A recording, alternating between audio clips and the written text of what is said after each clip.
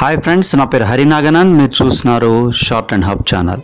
మన channel subscribe చేసి bell icon press చేయడం ద్వారా అన్ని కాంపిటేటివ్ ఎగ్జామ్స్ సంబంధించినటువంటి కరెంట్ అఫైర్స్, అలాగే విద్య, ఉద్యోగము మరియు ప్రభుత్వ పథకాలకు సంబంధించినటువంటి అన్ని అప్డేట్స్ అనేది అందించబడతాయి.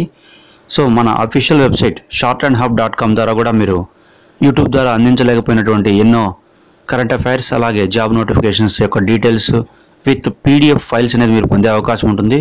సో మీరు అక్కడ నుంచి కూడా మీకు ఏదైనా డౌట్స్ ఉన్నట్లయితే లైవ్ చాట్ ద్వారా కూడా మేము వాటికి ఆన్సర్ ఇవ్వడానికి ప్రయత్నం చేస్తాము. సో ఆ ఆప్షన్ అనేది ఆ వెబ్సైట్లో ఇవ్వడం జరిగింది. సో మీరు అక్కడి నుంచి కూడా కాంటాక్ట్ అవ్వచ్చు.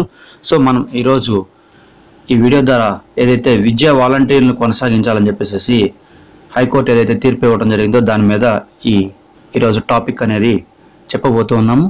సో ఏదైతే ఈ విద్యా వాలంటీర్స్ ఉన్నారో వీళ్ళకి కూడా ఈక్వలెంట్ పే అనేది ఇవ్వాలని చెప్పేసి వాళ్ళు వేసినటువంటి, అంటే ఈక్వలెంట్గా సెకండరీ గ్రేడ్ టీచరు అలాగే ట్రైన్డ్ గ్రాడ్యుయేట్ టీచర్ పోస్ట్కి ఈక్వల్గా వాళ్ళు, ఎందుకంటే వాళ్ళు రెగ్యులర్ టీచర్స్ శాంక్షన్డ్ వేకెంట్ పోస్ట్లో మేము కంటిన్యూ అవుతున్నాం కాబట్టి మాకు ఈక్వల్ పే ఇవ్వాలని చెప్పేసి వాళ్ళు ఏదైతే ఇచ్చారో దాని మీద సంబంధించినటువంటి ఆర్డర్స్ అనేది హైకోర్టు అనేది ప్రొనౌన్స్ చేయడం జరిగింది.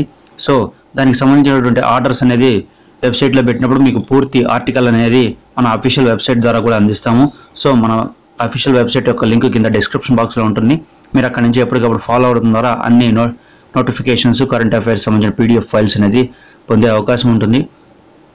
సో ఈ రిట్ పిటిషన్ అనేది దగ్గర కూడా 99 మంది వరకు కూడా వేయటం జరిగింది. సో దీని మీద ఆర్డర్స్ ఏం పాస్ అయ్యాయి అనేది చూద్దాము. ప్రభుత్వ ఉపాధ్యాయులను నియమించేదాకా లేదా ఖాళీలు భర్తీ అయ్యేదాకా కూడా ఈ విద్యా వాలంటీర్లను కొనసాగించాలని చెప్పి రాష్ట్ర ప్రభుత్వాన్ని హైకోర్టు ఆదేశించింది. 2019-20 సంవత్సరానికి సంబంధించి రెగ్యులర్ టీచర్ల ఖాళీలు అలాగే సెలవుపై వెళ్లిన వారి ఖాళీలను అంచనా వేసి వారి స్థానంలో విద్యా వాలంటీర్లు తీసుకోవాలని చెప్పి సూచించడం జరిగింది.